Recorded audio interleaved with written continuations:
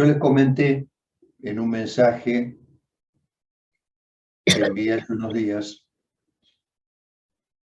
que me parecía particularmente interesante este capítulo de conversaciones dedicado a Edipo, pero también ciertamente más complejo y trabajoso.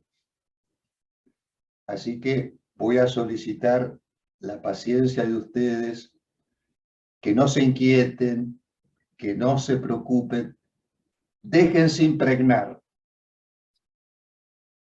¿no? Así como fuéramos criaturas que estamos recién, ¿no? Impregnándonos de un lenguaje que nos dice algo, pero que quizás no comprendemos inmediatamente. Entonces, la propuesta es que entregarnos.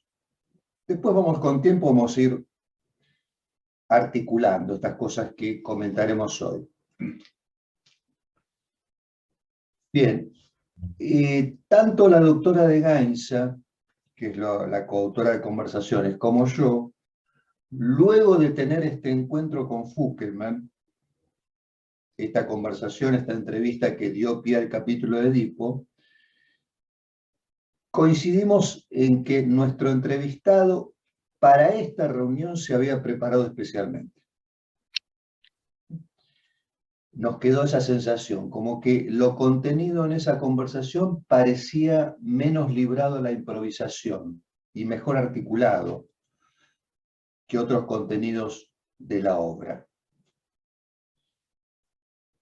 Como ustedes habrán podido advertir, en el comienzo del capítulo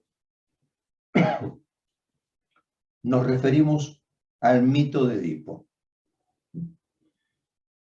Al mito muy antiguo, incluso antiguo para el tiempo de la Grecia clásica, o sea que estamos hablando de un mito muy anterior a los siglos 4 y 5 a.C., donde uno ubica la Grecia clásica. Entonces, está ese mito, está luego la tragedia de Sófocles, desarrollada en 3 obras, que retoma ese mito antiguo. Las 3 obras son Edipo Rey, Edipo en Colono y Antígona. Ustedes saben que Antígona era la hija de Edipo en esta historia. Y luego está el complejo de Edipo, ese concepto desarrollado por Freud. Entonces, cuando le comentamos esto a Fuckelman al principio de la entrevista, él asiente y dice, sí, efectivamente, está el mito, está la tragedia y está el famoso complejo freudiano. Para luego señalar inmediatamente que para reflexionar sobre el complejo de Edipo, el punto de partida más pertinente era considerar que se trata de elaboración de dichos en análisis. O sea, fíjense la respuesta donde apunta, porque nos referimos justamente a ese mito antiguo, a la tragedia, a un concepto de la teoría psicoanalítica, y Fuckelman dice, sí, está todo eso, pero a mi entender, el mejor punto de partida es considerar el complejo de Edipo como algo que nosotros escuchamos en los dichos en análisis y en transferencia. Entonces, fíjense qué interesante, porque sobre Edipo comenzamos esta conversación haciendo referencia a algo que va de la tradición oral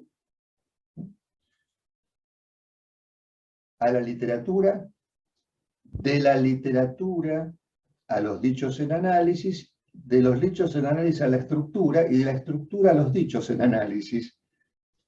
Noten qué interesante ese pasaje, ¿no? Porque va de lo perdido, de algo que quedó perdido, que tiene que ver justamente con la palabra hablada en ese mito de la tradición oral,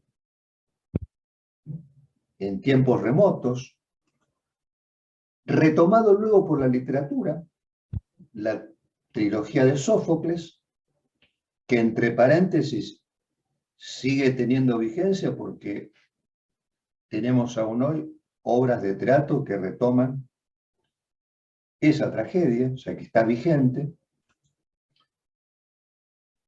O sea, la tradición oral retomada por la literatura, lo que Freud revela allí como estructura, a partir de los dichos de sus pacientes en análisis. Entonces, en esta primera indicación de Fuckelman, se señala como punto de partida más pertinente, en esta concepción del complejo de Edipo, aquello que atañe a los dichos en análisis, pero a la elaboración de dichos en análisis. Entonces, tengamos en cuenta que hay Fuckelman, cuando dice la elaboración de dichos en análisis, se está refiriendo a una articulación. La articulación entre los dichos y la elaboración de esos dichos. En esa articulación, justamente se constatan como dos momentos lógicos, que me parece que no estaríamos mal orientados si pensamos a la elaboración como un punto de inflexión hacia un momento que queda ubicado como primero a partir de esa elaboración y donde se marca una diferencia, una memoria y una pérdida. Lo voy a decir de este modo. Si elaboro es porque he dicho, pero cuando elaboro hay algo del dicho que ya está perdido. Con esto quiero decir, no podemos hacer coincidir el decir mismo y la elaboración en un mismo momento. Está el decir, la elaboración, y la elaboración es lo que ubica un decir como lo perdido. Les doy un ejemplo quizás banal. En un lapsus, esto se hace muy evidente. Es decir, alguien hace un lapsus y de repente dice, pero ¿quién dijo eso? ¿O qué se quiso decir con eso que se escuchó? Entonces, cuando elaboro, hay algo del dicho que está perdido. Y mientras estaba en el decir, la elaboración se encontraba aún en el advenir, o sea, en falta. Entonces, fíjense que ahí ubicamos entonces en la articulación algo que atañe a lo perdido y algo que atañe a lo que está en falta. Cuando elaboro, lo dicho está perdido, y cuando estoy en el decir, se podría decir que está en falta aún ese saber. ¿Qué es lo que les pasa a ustedes cuando reciben una consulta? Cuando ustedes reciben una consulta, en una primera entrevista, hay ahí un primer momento que todavía no es tal, porque tiene que ocurrir algo para que ustedes digan, ese fue un primer momento, pero están ahí en un momento lógicamente primero, en el cual habitualmente están escuchando, entregadas a la escucha, con un saber en falta, con algo que no advino aún, con algo que no está realizado. Y en el momento que ustedes pescan algo, ahí dicen, ah, eso que se comentó, que se dijo en esa primera entrevista, ya puedo encontrar una articulación ahí. Y en realidad lo que ustedes van buscando en esas primeras entrevistas, como un mapa significante. Patricia, ahí se te vio un poquito la imagen, ¿sabes qué? Es como si estuviera la cámara tapada con algo, porque recién se vio tu imagen y ahí está. Bueno, ahí te vemos, Patricia. Buen día nuevamente. Bien. Me parece que esta manera de comenzar a referirse al Edipo por parte de Fuckelman evoca una perspectiva que se encuentra en la orientación lacaniana, donde lo que allí se comenta respecto a la interpretación edípica, a que se trata de una máscara la interpretación edípica. Una máscara que enmascara lo que hay de más profundo en la estructura del deseo. ¿Qué es lo que hay de más profundo en la estructura de un deseo? La imposibilidad de escapar, lo voy a decir así, aunque suene complicado, pero vamos a desplegar esta frase.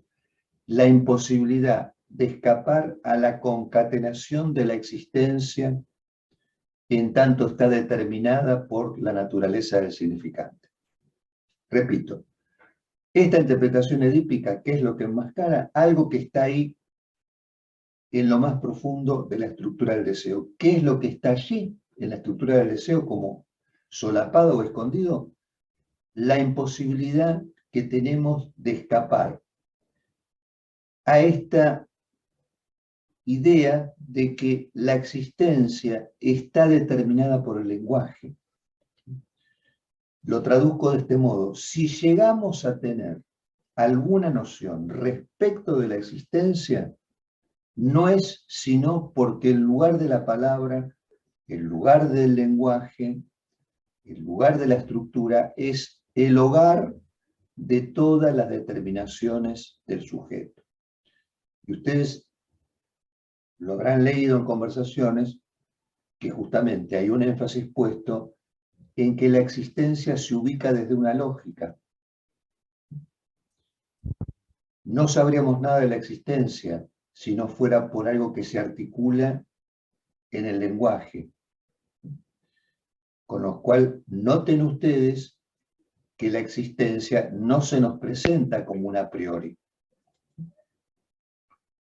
Parece que el sentido común a nosotros nos indicara que, bueno, esto de ubicar la existencia es un dato, digamos, del sentido común. No es así. No es así. No es así por muchas razones, pero no se reduce nuestra idea de nosotros mismos y los demás a algo que se ubicaría en una ausencia y presencia. En esa dialéctica no se reduce a una ausencia y presencia, porque bien sabemos que pesa a veces la presencia de la ausencia, y de esto quizás muchas personas podrán comentar qué les pasa cuando extrañan a alguien, la presencia de la ausencia. Entonces ahí la existencia se nos vuelve complicada de pensar, ¿no? Como únicamente vinculada a que alguien esté ahí en el momento presente. Así como a veces hay gente que está presente cuando en realidad, estando presente, no da evidencias de estar allí. Y acá nos consta también, ¿no? Como ciertas presencias no comprueban la existencia, sino parece que estuvieran ausentes. Bueno, entonces ahí tenemos un problema que está mucho más presente en la práctica clínica de lo que suponemos, que es ubicar una existencia desde un lugar que no es el del sentido común. Pero, si ese es un problema, lamentablemente tengo que informarles que tenemos otro problema. Y es que en tanto se ubique una existencia, lo que queda por situar también es la inexistencia. Y en este punto ustedes me podrán decir, ¿y en qué nos atañe tener que establecer los parámetros sobre los cuales se funda la existencia y la inexistencia? ¿Es una cuestión importante? Bueno, yo podría responderles de distintos modos, pero voy a tomar esta vía, que es la que se refiere a la lógica con la cual nos manejamos en nuestro pensamiento y en nuestra acción, las categorías que empleamos, lo sepamos o no, para darle o no existencia a las cosas o a las personas, o para evaluar o resolver un problema. ¿Dónde se origina esa manera de pensar que tenemos, esa lógica, esas categorías que empleamos?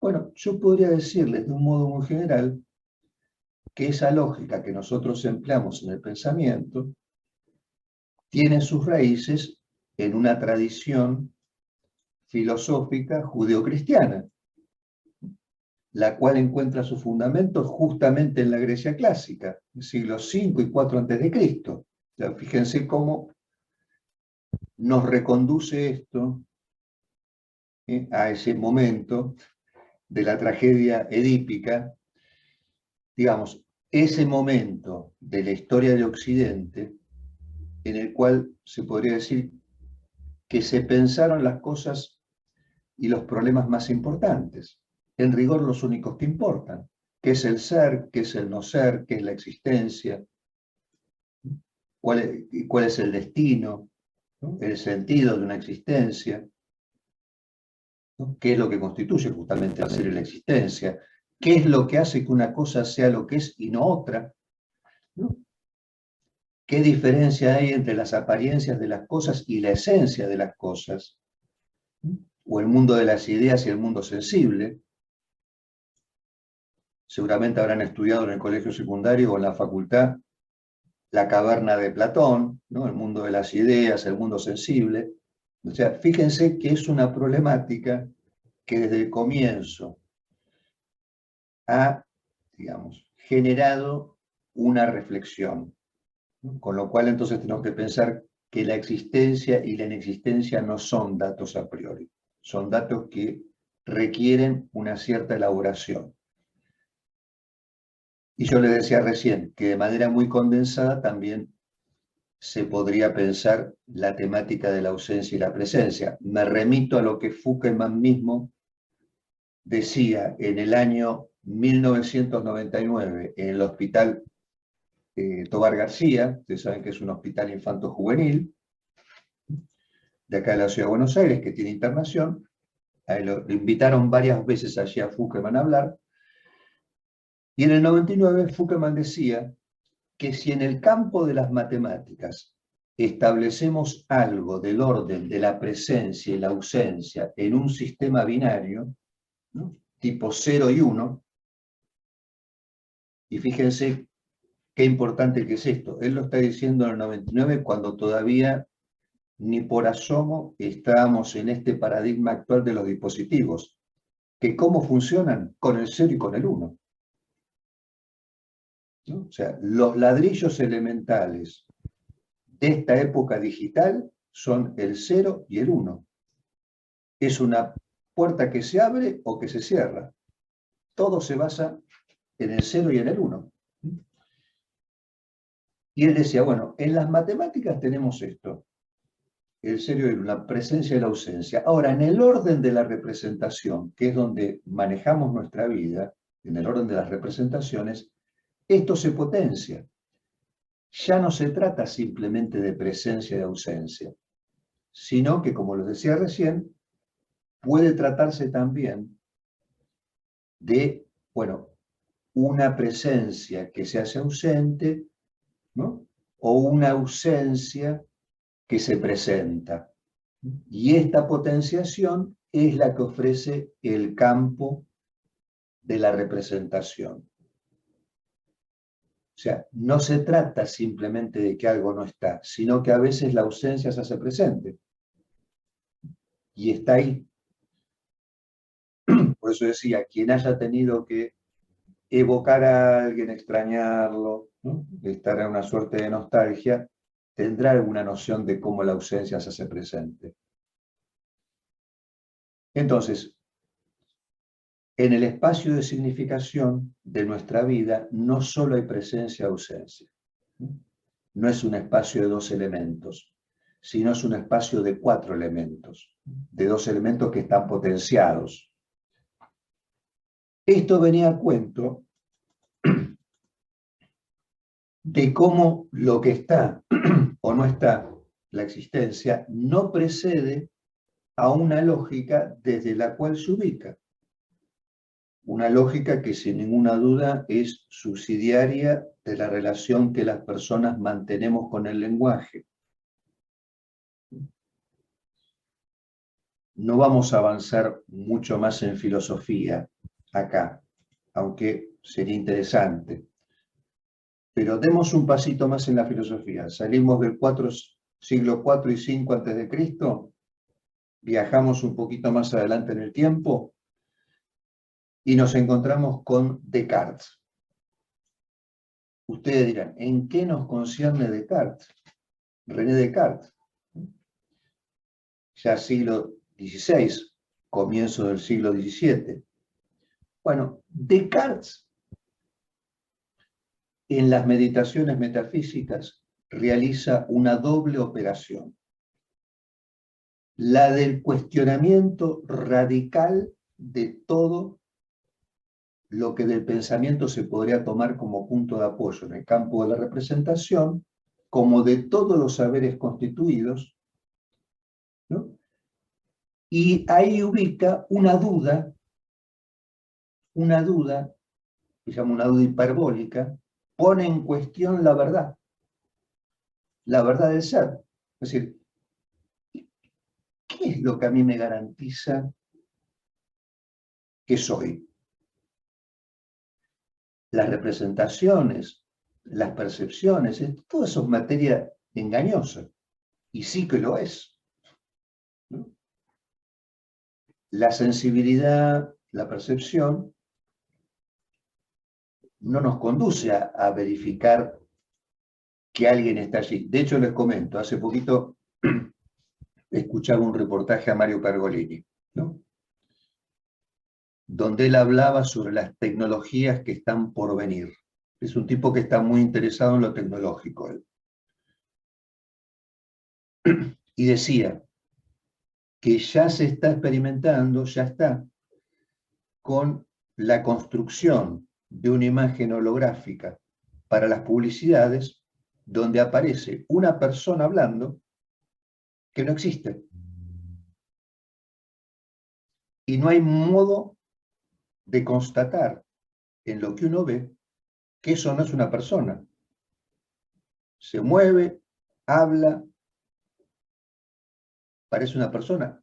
Y bueno, ya se está utilizando esto para publicidades, ¿no? Con lo cual, fíjense que las corporaciones ahí salen de los convenios colectivos de trabajo, porque tienen a alguien a su disposición con un modelo, una modelo para la publicidad, que no existe, pero está ahí. Y bueno, también comentaba algo muy interesante, que es que parece que lo que se viene es, vieron que ahora las traducciones, los subtítulos automáticos, cada vez vienen siendo más eficientes, ¿no? Bueno, estaba comentando que se está trabajando en un software en el cual ustedes, por ejemplo, van a comunicarse con alguien en Alemania, que está en Alemania y que hablan alemán. Entonces, ustedes van a hablar con esta persona, supónganse por Skype, y la persona va a escuchar la voz de ustedes, pero en alemán. Y ustedes van a escuchar la voz de la persona que está en Alemania en español, ¿no? Como si fuera un doblaje simultáneo, pero conservando la voz de cada uno de los participantes. Bueno, mucha reflexión nos merece eso. Pero volvamos a Descartes. Yo les decía, la meditación cartesiana pone en cuestión todo para ver dónde se sitúa la garantía de que soy, de que hay alguna certeza. Y esa certeza Descartes la encuentra, lo estoy resumiendo, les pido disculpas, ¿no?, por esta condensación, la certeza la encuentra en que, bueno, no puedo dudar de que dudo. Ahí encuentra una base sólida. Entonces, bueno, entonces en tanto pienso, luego existo. ahí encuentra un punto de apoyo. Y en realidad, y Descartes se desentiende de la verdad, se ubica más bien en la certeza, y la verdad, en realidad, la entrega a un Dios, al Dios que no engaña. Lo que le importa a él es la certeza de que efectivamente hay algo de lo cual no puede dudar, y es que está dudando, de que está preguntándose qué es el ser. Por lo tanto, pienso, luego existo. Y ahí encuentra el ser del sujeto, el yo soy. Ahora bien, fíjense, el yo pienso, que es en realidad un soy aquel que piensa, ya no necesitas confiar en ningún saber constituido, ni en ninguna representación previa para afirmar y postular con certeza el ser del sujeto. Yo soy el que piensa, por lo tanto ahí yo soy. Este nuevo sujeto es muy importante porque está en el origen de la producción de un nuevo saber. Fíjense qué importancia tendrá y qué prevalencia tiene en nuestra época esto que Descartes funda, ¿no? Como los argumentos sobre los cuales se sustenta la ciencia incluso, porque este saber va a estar regulado a partir de ese momento por las leyes que derivan únicamente de una combinatoria del juego simbólico de ciertas letras. Y en todo caso encuentra un límite esa combinatoria, a veces por, bueno, lo real de las imposibilidades del juego de las letras. Esto está en la base de la escritura científica. Con el advenimiento de la ciencia, el saber es lo que se utiliza para aumentar el saber. El saber es lo que se utiliza para aumentar el saber, no para llegar a la verdad. Es aumentar el saber, para producir y acumular saber, sin más conexión con la verdad, pero con la garantía de decir que el sujeto en este saber existe. Cuando yo les digo que la escritura científica, el advenimiento de la ciencia, plantea el saber como eso que se utiliza para aumentar el saber, fíjense, es muy patente esto, porque no se ocupa de la verdad, que es decir, de alguna manera, que no se ocupa de las consecuencias que podrían desencadenar esa acumulación de saber, ni de los efectos posibles. Ayer también leía que Google está diseñando un robot, ¿no? Una inteligencia artificial, que suponen que podría tomar conciencia de sí mismo. ¿Sí? Como que estaría en los albores de ser autoconsciente. Y comentaba la persona que estaba al tanto de este desarrollo de Google, que este robot va a tener, ya tiene el texto de todo lo que hay en Internet. O sea, ustedes imagínense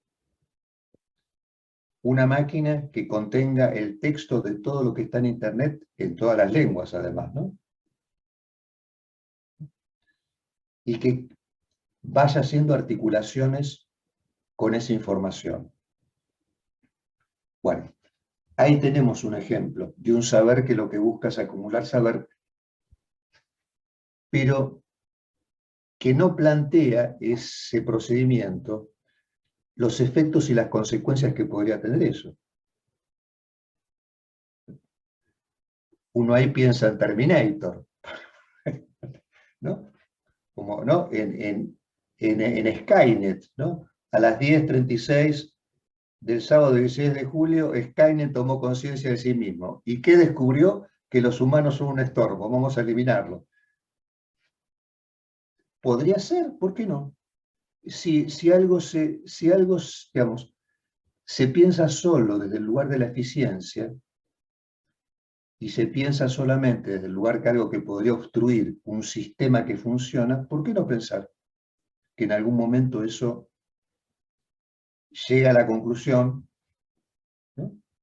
Por su misma estructura, ¿no?, de funcionamiento, que nosotros somos un estorbo? Y claro que lo somos por otra parte, ¿no?, sin ninguna duda, porque si hay algo que nosotros hemos comentado es que nuestro papel en la Tierra es bastante lamentable, ¿no?, con relación a lo que es la naturaleza y, bueno, y otras cosas que no andan, que no funcionan y que tienen que ver con que nosotros estamos radicalmente inadaptados e inadecuados en este mundo.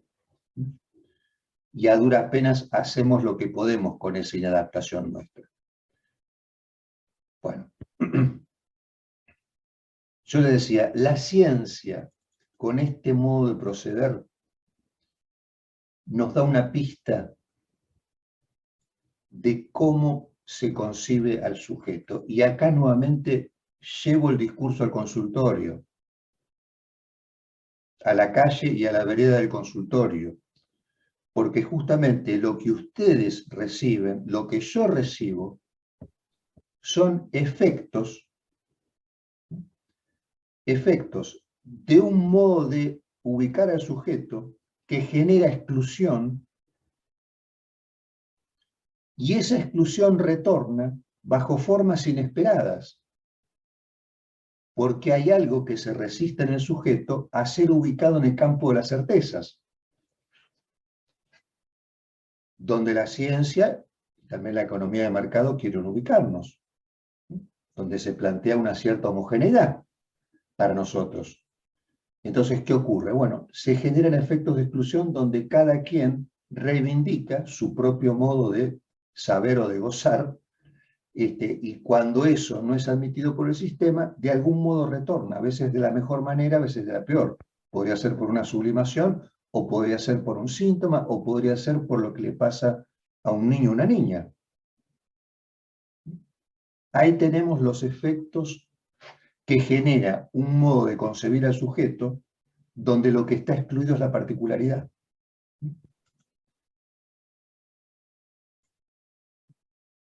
Bien. Entonces, yo diría, si nuestra vida se desarrolla en un sistema cuyos cimientos más esenciales y establecidos se basan no en la verdad, sino en la certeza. Repito, si nuestra vida, lo sepamos o no, se desarrolla en este sistema cuyo cimiento es la certeza y no la verdad, y esta certeza relativa al efecto de una combinatoria de letras, ¿ustedes no suponen que ese modo de concebir al sujeto no tendrá consecuencias sobre la vida de ustedes o la de sus pacientes? Yo recuerdo que me llamó la atención en el año 86, estamos en un grupo de estudio con el doctor Fuckerman, y estábamos hablando sobre ciertos efectos justamente de la vida moderna, y él en ese momento dijo, sí, porque el tema es que en California están unos señores con unas computadoras, año 86, donde esto todavía estaba como recién esbozándose para nosotros. O sea, están con unas computadoras, ahí ingresan algunos números y eso produce efectos catastróficos sobre la vida de las personas. Lo decía en el 86. Y es así, o sea, digamos, muchas de las cosas que nos pasan están relacionadas con el efecto que producen esas combinatorias de letras, ¿no? Un juego que se juega en otra parte, ¿no?, en otra escala y en otra liga, pero que tiene consecuencias en la vida cotidiana de las personas. Entonces, les decía, suponemos que esta manera de concebir al sujeto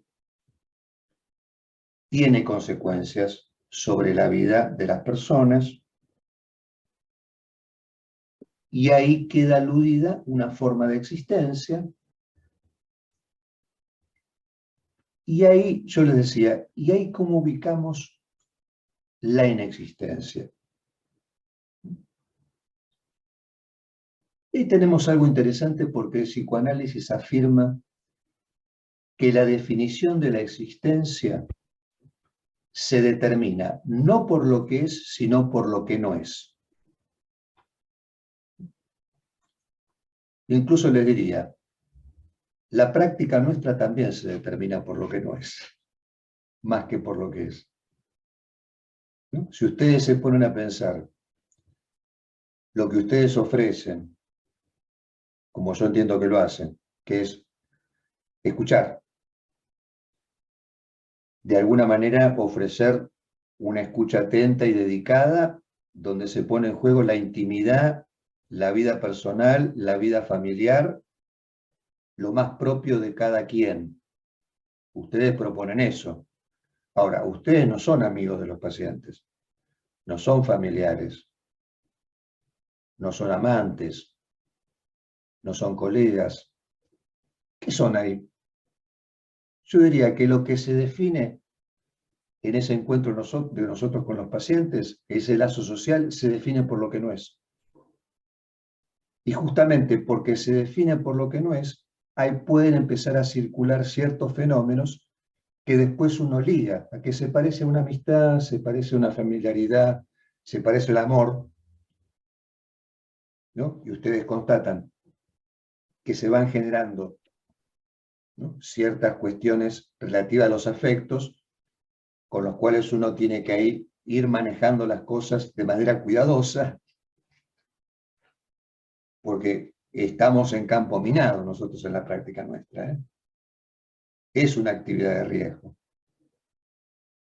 ¿no? Porque, como decía Freud, uno abre la caja de Pandora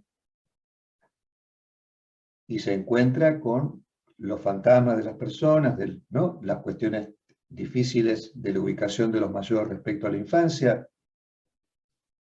Abrimos un mundo, bueno, Freud lo decía, ¿no?, es como abrir las puertas del infierno de alguna manera. Y sobre eso uno debe manejarse con cierta cautela porque el afecto está en juego allí. Había un psicoanalista que decía que la libido era material inflamable y explosivo, y es así. Bien, entonces le decía, nuestra actividad, así como la existencia, también se define de alguna manera por lo que no es. Y ahí el psicoanálisis, en sus hallazgos, equipara la inexistencia justamente al cero, ¿no? Lo homologa de alguna manera porque ustedes me dirán, pero el cero es nada. No es así. El cero es el primer número, aquel que designa un lugar vacío, un término que designa una falta, un lugar que está indicado por un agujero. Por eso, de alguna manera, este cero, de alguna manera nos remite a ese agujeramiento que atañe a un lenguaje que en su incidencia agujerea el cuerpo y pone en juego los agujeros, y claro que sí los pone, ¿no? Y fíjense cómo a veces las manifestaciones sintomáticas ponen en juego los agujeros habitualmente, ¿no? Que no poder comer, que no poder respirar, que tengo otitis, que tengo un problema en la vista, ¿no?, que el nene no hace caca, que el nene se hace pis, que de manera preferencial los agujeros del cuerpo, fíjense que están comprometidos allí. Y bien, ustedes dirán, ¿qué interés nuevamente podría representar para nosotros estas cuestiones tan alejadas de los problemas con los cuales lidiamos en el consultorio? Yo lo diría así, porque este Edipo nos va a dar mucho que pensar. ustedes reciben la consulta por un niño o una niña, ¿no? Un rendimiento escolar que no es el esperado, supongamos. Una manifestación de conducta en la escuela o en la casa que contraría lo que los padres esperan. O sea, o una rutina que los padres juzgan alterada, dormir, hacer piso, caca, o en casos más graves, por ahí, problemas con relación al lenguaje. Y les comento, hace poquito una psicopedagoga de aquí, de zona norte, de Gran Buenos Aires, que tiene un emprendimiento ya hace muchos años en el cual va a contar cuentos al jardín de infantes. Hace muchos años que lo hace. Tiene un equipo muy interesante, muy piolas. La verdad que comentaba lo que está observando ahora que volvió a los jardines a contar cuentos con los nenes que nacieron hace un poquitos años atrás, que ahora tienen 3 años y que estuvieron 2 años en aislamiento con la familia. ¿Qué es lo que constata esta colega? Me decía a mí que, y es una buena observación porque es una persona que tiene una casuística de andar de un jardín a otro observando a los niñitos y a las niñitas. ¿Qué es lo que estuvo observando ahora? Graves dificultades con el lenguaje, de un modo generalizado. Imposibilidad de quedarse escuchando el cuento, cosa que antes pasaba, ¿no? Porque alguien que cuenta cuentos y que tiene como cierto estilo interesante, cautiva a los pequeños y a las pequeñas cuando cuenta un cuento. Claro que, bueno, muy sorprendida e impactada, y esto lo estamos corroborando también con otras colegas, lo hemos charlado con Patricia hace poquito tomando un café, acá en Buenos Aires, cómo esto se ha hecho evidente, sobre todo y se ha acentuado con el tema de el tiempo que la familia estuvo con los nenes en la casa encerrada. Una colega ayer me comentaba, sí, dice, estuve conversando con una familia que tienen 7 hijos y los padres me decían, estábamos solos. Y la colega decía, no puedo entender que diga que estaban solos porque eran 9 en la casa. Claro, los padres estaban solos. Lo que decíamos es que en este momento, en este periodo que pasamos, los padres estuvieron bastante desamparados, ¿no? En tanto ese ordenador, que es la escuela, no estaba, o estaba bajo esta forma más híbrida, que es la de la conexión, que incluso le supuso a los padres mismos tener que estar ahí exigidos, demandados para acompañar las tareas. Entonces, los que realmente estuvieron bajo una demanda y una sobrecarga, sin ninguna duda, fueron los padres de hijos pequeños y de hijas pequeñas. Entonces le decía, les llega a ustedes una consulta. Ahí hay algo que no está ocurriendo. No es lo esperado, no es el ritmo deseado, no es la conducta anhelada. Bueno, son cosas que no están pasando. ¿Por qué no están pasando? ¿Son inexistentes? Que sean inexistentes significa que no son nada. No, justamente, aunque inexistentes, eso que no está pasando, que los padres esperan que pase y no pasa, aunque inexistentes, son algo, y algo muy importante, tan importante que movilizó la consulta para ir hacia ustedes. Ahora supongamos que ustedes entonces se ponen relacanianos, ¿no? Y sitúan ya en esa primera matriz lo que existe y lo que inexiste. Siendo lo que existe aquello que niega lo inexistente. Ahí no solamente se ponen relacanianos, sino que incluso asumen una posición de lógico-matemáticos, ¿no? Al estilo Frege, porque están diciendo que la existencia se está sustentando en la negación de lo inexistente.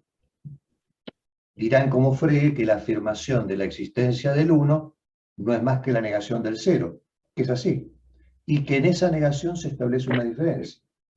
Pues, volviendo a sus niñitos y niñitas, yo imagino que cuando ustedes reflexionen, como estoy seguro que lo hacen todo el tiempo, entre lo esperado y lo obtenido, no solo por la familia, sino por ustedes mismos, lo sepan o no, están haciendo una reflexión lógica sobre aquello que podría plantear o no una existencia. Están haciendo una reflexión sobre esos parámetros lógicos que ubican lo que existe y lo que no existe. Y en esa reflexión van a tener en cuenta que en aquella operación que están posibilitando ustedes, deberán tener evidencias de que a la familia le importa que ustedes estén allí. Que en ese importarles, el lenguaje tuvo su participación. No solo eso, sino que en el encuentro entre ustedes y el niñito o la niñita, algo comenzó a deslizarse, a generar una captura, una cautivación, ¿no? En particular, traccionada por el juego. Si eso es así, si la familia ha hecho un pase, ¿no? Un pase de lo que no saben a su propio no saber, el de ustedes, porque es un pase, hacen un pase, o sea, lo que no saben, por eso van a ver, acá las colegas, hacen esa transferencia de lo que no saben al no saber de ustedes. Por supuesto que ustedes cuando reciben ese no saber no dicen, mire, yo tampoco sé. No, no lo harían nunca, ¿no? Dejan que, pero dan a entender de alguna manera que tampoco van a sacar el manual ni tampoco van a hacer la receta con el fármaco. Ahí están dando una indicación ustedes de cómo se ubican frente al saber. Entonces decía, la familia hace este pase, ¿no? Desde la barquita del no saber de ellos, los pasa a la barquita de ustedes del no saber para que crucen el río, ¿no? Y en la otra orilla los estará esperando, la familia. Ahora, hay algo de la transferencia que está operando ahí entonces. Debemos suponer que hay algo de la transferencia. Ahora bien, la transferencia no es sin la presencia de ustedes. Lo cual nos lleva a preguntarnos de qué modo existen o inexisten ustedes allí, en esa transferencia, y qué lógica sustenta esa existencia o inexistencia de ustedes. Porque todo lo que ustedes digan, las intervenciones que ustedes hagan, van a ser recibidas desde la transferencia en la cual ustedes han sido ubicadas. Desde ahí, pero eso nos dice, ¿y qué existencia tenemos ahí en ese lugar de la transferencia? ¿De qué manera existimos o inexistimos? Como verán, en todos estos elementos tenemos conjugadas las preguntas que nos plantea Fuckelman en este comienzo de Edipo. Pero son cuestiones sobre las cuales vamos a volver la próxima vez. Si les parece, hacemos una pausa ahora para que sedimente lo que hemos conversado en este primer segmento y volvemos. Muy interesante, Miguel. Me hizo pensar, justo yo estaba recién con una viñeta de hace Bien. mucho. Sí. Estaba con una viñeta justo que la tomé para escribir sobre un momento donde en una sesión junto con una mamá y un niño empiezo a sentirme, las resonancias, los registros corporales que sentimos los psicomotricistas, me sentía ahogada.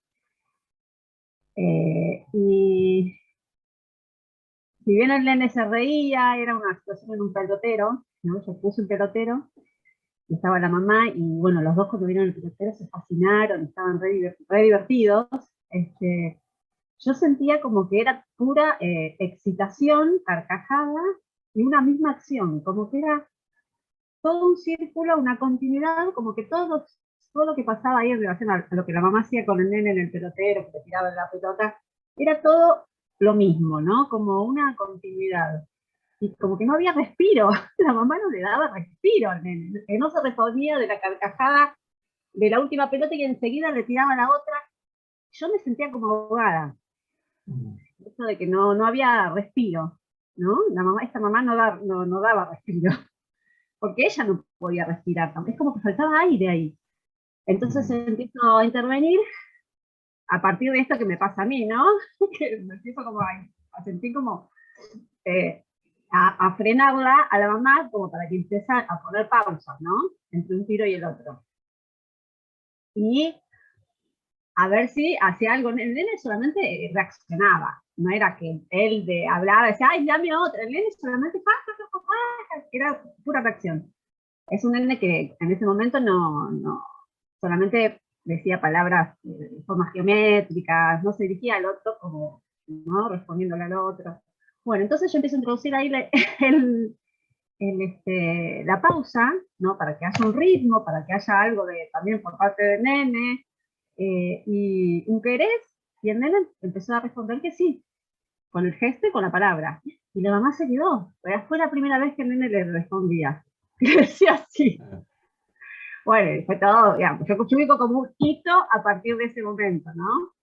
Entonces, yo pensaba todo el tiempo cuando estaba escribiendo esto y cuando vos hablabas en relación a esto de la inexistencia, en relación a la existencia, digamos, de un niño como niño, que puede decir, sí, quiero, o más, o algo, y no responder solamente a esto que era una cosa continua, como si era como toda una continuidad indiferenciada, y no había dos espacios ahí, era como una circularidad. Y donde empezó a aparecer el nene con sus palabras, digamos, Claro. viendo, y con su gesto. Y la mamá, claro, ellos, digamos, lo que siempre me decía, la mamá decía, nunca me responde, nunca me contesta. Digo, para que haya palabras, tienen que hacer falta las palabras, decía yo. Y no me lo entendía, es como que, viste, no lo entendía, era como teoría, viste, porque ellos se entendían perfectamente sin las palabras del nene. Entonces yo sentía como que cuando vos hablabas que esto de hacer faltar las palabras, la tuve que hacer faltar a esta mamá que era omnipresente, y esto de la presencia, ¿no? Tan omnipresente que no era presente, porque era tan omnipresente que ella no se hacía presente dando lugar como mamá a un hijo, porque era una cosa, viste, que demasiado. Sí. Vos sabés que me hiciste acordar, Patricia, ese fragmento del libro de Primo Levi que se llama La Tregua, donde comenta, yo creo que lo hemos charlado acá con ustedes en algún momento, sobre este nenito que tenía 3 años, que estaba en el campo de concentración, que era hijo de nadie, no hablaba, estaba paralizado de la cintura para abajo, y estaba en ese dormitorio colectivo, ya el campo liberado por los rusos, pero todavía la gente ahí, los desechos de lo que quedaba, de la gente que había sobrevivido, quedaban en... Bueno, y Primo Levi hablaba sobre este nenito, que lo habían apodado Genek, y me hizo acordar esto que vos comentabas, porque con una observación muy aguda de Primo Levi, es que aparecían unas enfermeras polacas que lo agarraban al nene y lo alzaban y lo revoleaban, y él decía, con besos y caricias vanos, ¿no? Como si fuera un muñeco, ¿no? Y distingue ahí la aparición de un muchacho, un adolescente, que se dedica a quedarse al lado de la cuna del nene y le empieza a hablar en forma pausada, le da de comer en la boca, lo cambia sin asco, diferencia esos dos tratos. Me hizo acordar a esto, ¿no? Bueno, vos lo que vos comentás al principio es como eso, como una continuidad, ahí como si el nene fuera un muñeco. Sí, un objeto de reacción, era pura descarga, reacción, jajaja, tipo no se podía reponer de eso y ya enseguida le tiraba la otra pelota y era una excitada, los dos sobreexcitados. Sí. No era un juego eso no. no era un juego, no había dos ahí. Digamos, era una cosa que era, me empecé a sentir así yo, como ahogada. A mí me dio esa impresión, entonces empecé a poner aire. Me sentí ahogada, porque no Claro, respiro, no, es como que no daba respiro y pensaba en esto de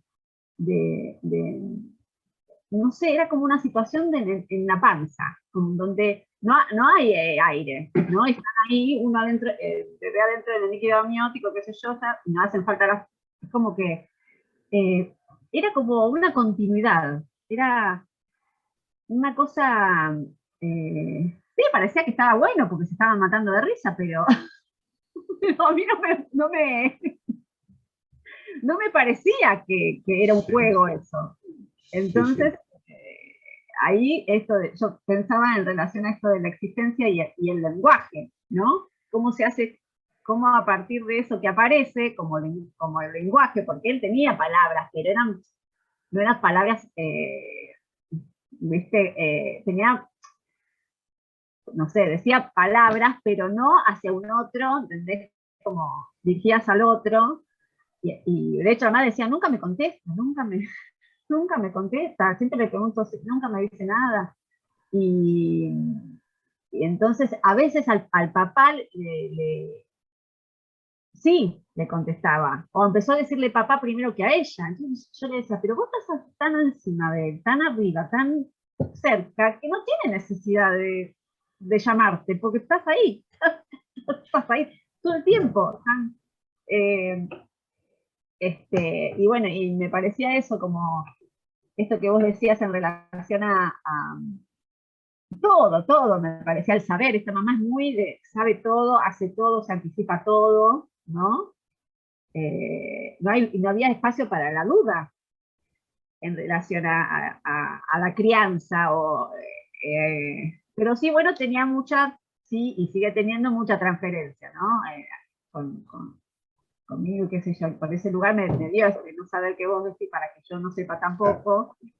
Sí, claro, pero es una claro. mamá este,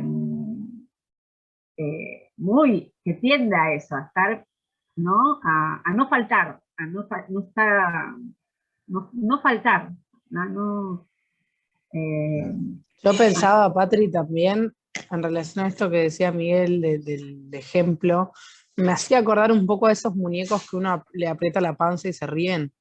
Medio como si no fuese una respuesta propia, sino más de un objeto. Entonces, como la sorpresa de la madre cuando él puede responder de un modo no tan automático, ¿no? Como que hasta entonces no había una propia palabra en esa risa de, bueno, aprieto, se ríe, le tiro la pelota, se ríe, le vuelvo a tirar la pelota, se ríe, como a que aparezca algo de lo subjetivo propio de ese niño ahí respondiendo de forma distinta al apretarle la panza nomás.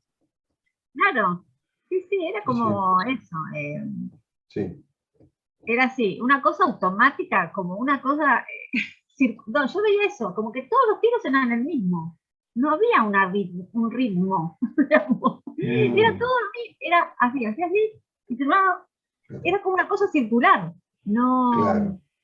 eh, Como si fuera una esfera sí, sí, y no un objeto agujereado, sí, ¿no?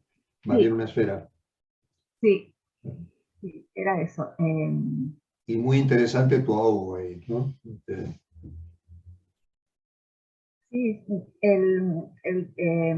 no sé, a mí me parecía cuando yo pensaba, cuando lo escribía, algo en relación al nacimiento, como que hay algo que no nacía por esta cuestión, ¿no? Un nacimiento, sí, correcto, el nacimiento, que a partir de ahí empezó como a haber otra, yo ubico un hito también en ese momento, de ambos nacimientos, no sé, de ella como mamá de este nene y de él como hijo de esta mamá, esto de la existencia en relación a las palabras, ¿no? Esto que como no, como somos en relación a este lenguaje, ¿no? Porque no había palabras ahí, no era, no, Claro, y qué interesante que dijeras también que te pareció que no había dos, no había dos, ¿no? porque el dos se ubica desde el tres, ¿no? Vieron como nos enseñaron en la escuela primaria con la teoría de los conjuntos, el 0 es el conjunto vacío, que está designado por el 1, ¿no? Que indica que ahí está el conjunto vacío. Y después aparece otro conjunto que engloba al 0 y al 1, que está designando desde afuera, que es 2. Por eso decía que el 0 no es que no sea nada, es el primer número, ¿no? Por eso decía, no hay 2. Si no había 2, o si vos no percibís, es porque no había 3. Claro, y en relación al 3 yo lo pienso, ¿no? Cómo es en relación a esto que vos decías de lo presente, lo ausente, lo omnipresente, que se convierte en ausente también por tan omnisciente. Sí, Y en relación claro. al papá, que sí, había un papá que estaba ahí en esa casa, ¿no? Pero puede decir que había un padre presente, pero no. No había El un padre. claro, el papá puede estar, pero quizás no corta ni pincha. Claro, no parece que no cortaba ni pinchaba. Y yo, bueno, Claro. la Y relación con el papá también. por más que sea un papá amoroso, dedicado, ahí en la dinámica de esa pareja, de esa familia, quizás el papá no corta ni pincha, porque ahí también hay que ver qué ubicación tiene para el padre su mujer. Porque fíjense, los padres de Juanito, ese caso emblemático del psicoanálisis, los padres de Juanito eran dos padres muy progres para la época. ¿No? O sea, gente muy culta, instruidos, amigos de Freud, en un círculo intelectual que era el de Viena, el padre era recicero en la ópera, gente muy avanzada y vanguardista con respecto a la educación. De hecho, bueno, lo consultan a Freud, ¿no? Por la fobia del nene. O sea, uno diría, eran padres modernos, como los que uno puede recibir hoy, ¿no? De cierto estrato social. Pero ahí uno de los temas era que para el papá de Juanito, su mujer no le movía un pelo. Y ahí había algo entre la mujer y el nene. Bueno, el padre, por más piola que fuera, no parte. Después, bueno, se comprometió con el tratamiento y eso influyó, ¿no? Fue a consultar con Freud. Freud, medio como que lo designó analista doc al padre, y fue en parte el que condujo el tratamiento, el padre mismo. Pero es cierto, el padre puede ser amoroso, un tipo tranquilo, pero que no corta ni pincha, quizás porque la mujer para él no representa nada, en términos de esta es mi mujer. Eso lo verás vos después, ¿no? Quizás con lo que puedas reflexionar sobre esta familia, Patricia. Y no, igual esto que cuento es de hace un montón. Cuando el nene tenía 2 años y ahora ya tiene como 8. Y Ah, nada que ver ahora. Nada que ver. bien, Pero eso fue bien. como una de las primeras intervenciones, me acuerdo. Ah, Y nada, intervenir con el papá. Pero bueno, ese día yo ubico varios hitos en el tratamiento con este niño y esta familia, y bueno, y ese fue como creo que el primero, como que fue un antes y un después de ese día, ah, ¿no? claro. Y bueno, nada, Y la mamá está bien? sí, sí, sí, Está bien. sí, sí, no, la mamá está chocha, me ama, tipo, yo soy lo más, tipo, Muy no quiero bien, muy dejar, bien. porque ya, digo, bueno, ya me dice, no, pero tengo que ver cómo, porque me aman, tipo, me aman todos, me aman, pero es como, bueno, ya está, que siga el otro. No, y antes estaba re complicada Hola, con el otro hijo ¿hay y alguien más ahí que está apareciendo? Hola. Ah, Pensaba, Patri, esto que vos comentás del lenguaje, cómo pasa, bueno, también con el movimiento.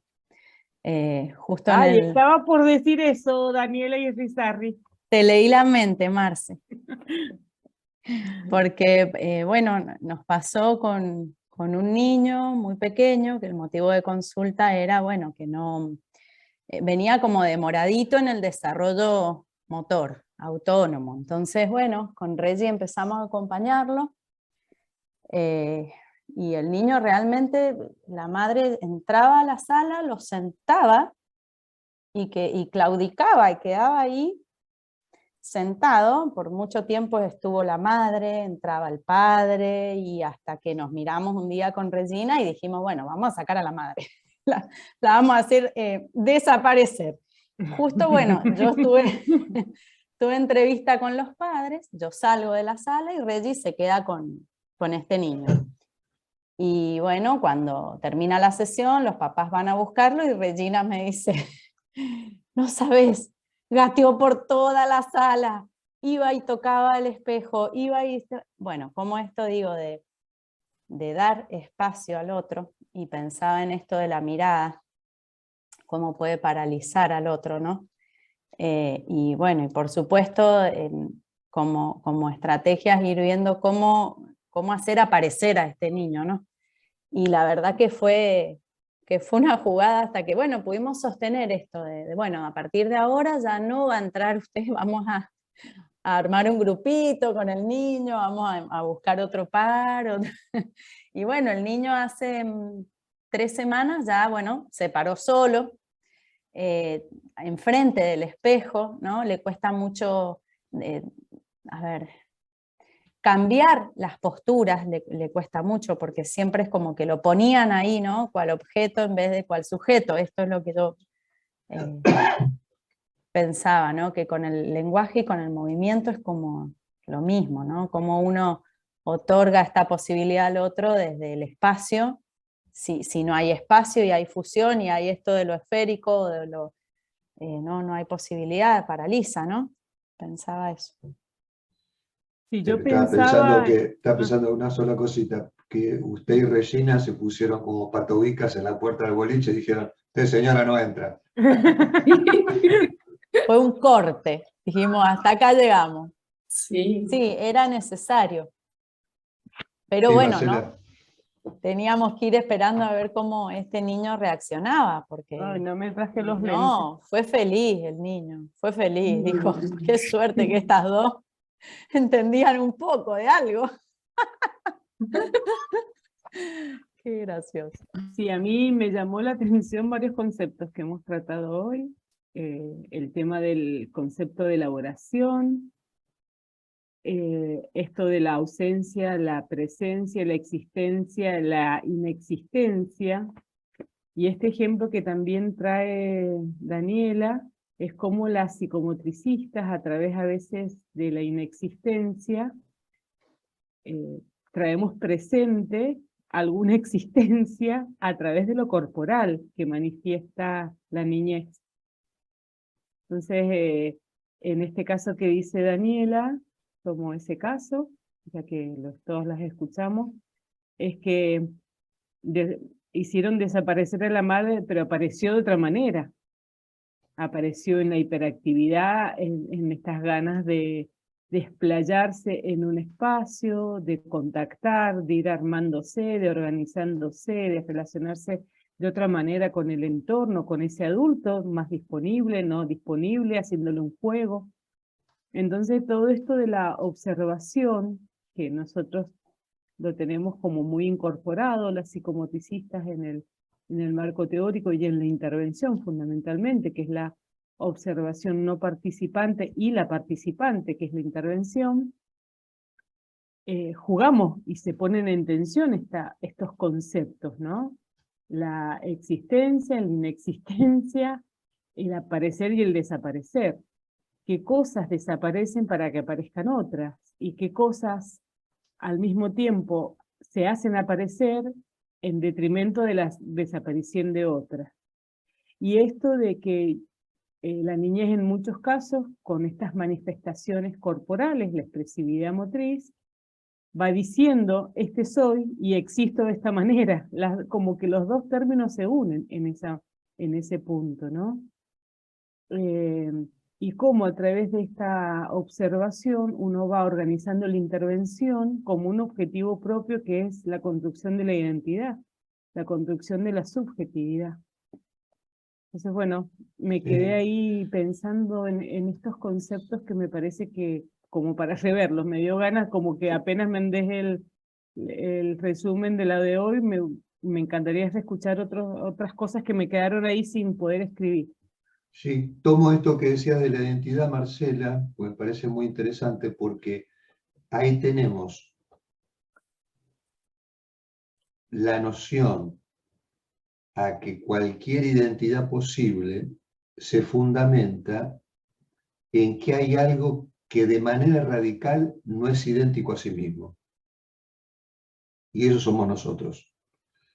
Digamos, en tanto nos constituimos en un lugar que es otro, esa identidad con nosotros mismos está excluida.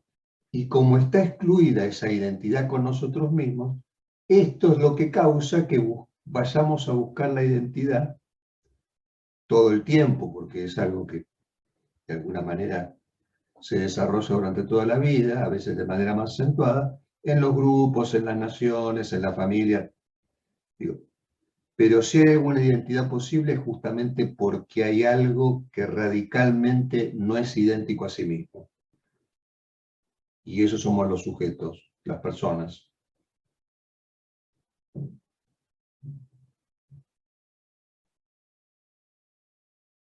Y después a mí me interesa mucho la temática de cuando alguien se transforma de objeto a sujeto y esto de ser sujeto y volver a ser objeto, ¿no? En las relaciones. Cuando alguien empieza a ser sujeto y deja de ser objeto, cuando aparece la identidad, cuando aparece esta construcción que nos va identitaria, que nos permite diferenciar quién soy de quién no soy. Bueno, ahí... Sí, tenemos un registro, por ahora, no es un tema ese que abre muchos caminos, pero tenemos un mínimo registro en eso que hemos contado tantas veces, justamente en las criaturas pequeñas, cuando contame el mismo cuento.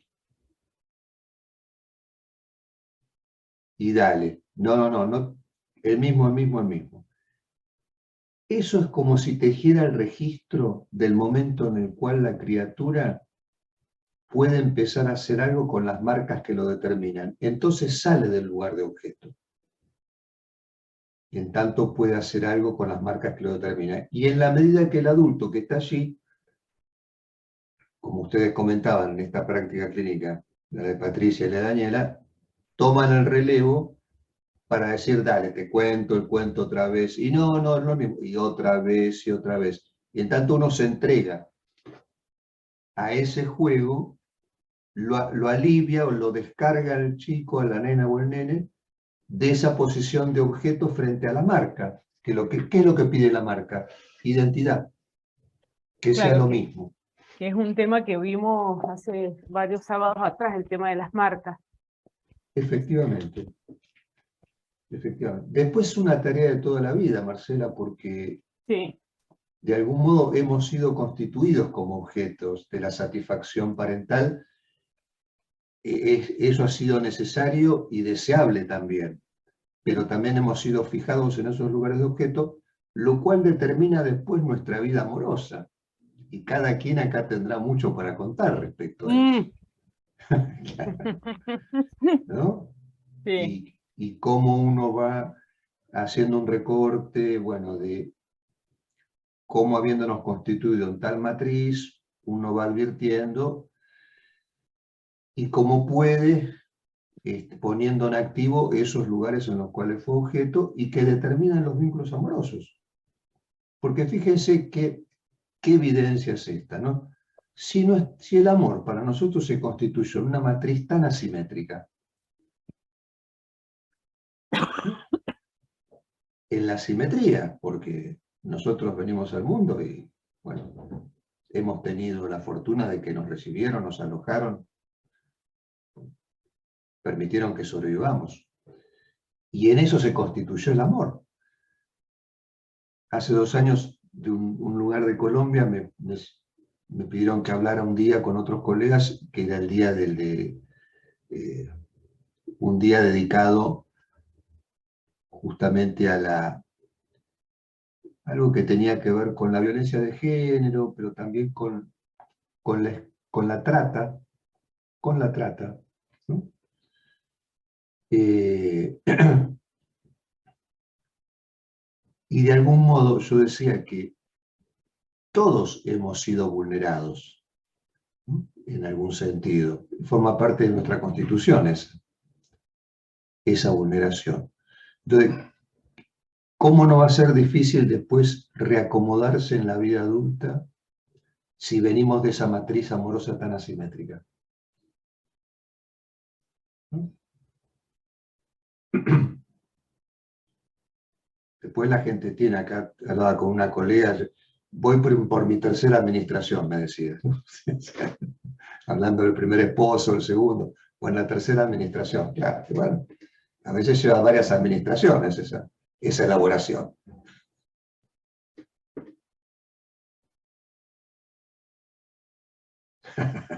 Acá Daniela se ríe, no sé por qué, pero está riendo. Yo ya no administro nada, Miguel. Bien, Digo, estabas contando, la Dani estaba contando. Ya no, ya tuve mi pensé primera que estabas administración, me contando, sobró. 1, 2, 3, 4. No, ya no son administraciones. Gracias a Dios.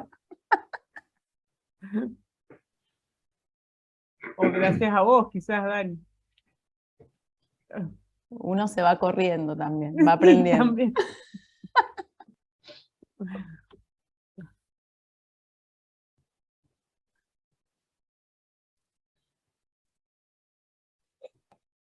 Bueno, si les parece, nos vamos despidiendo por hoy, para Ujú. quedar en contacto, por supuesto, y volver a encontrarnos el tercer sábado de agosto.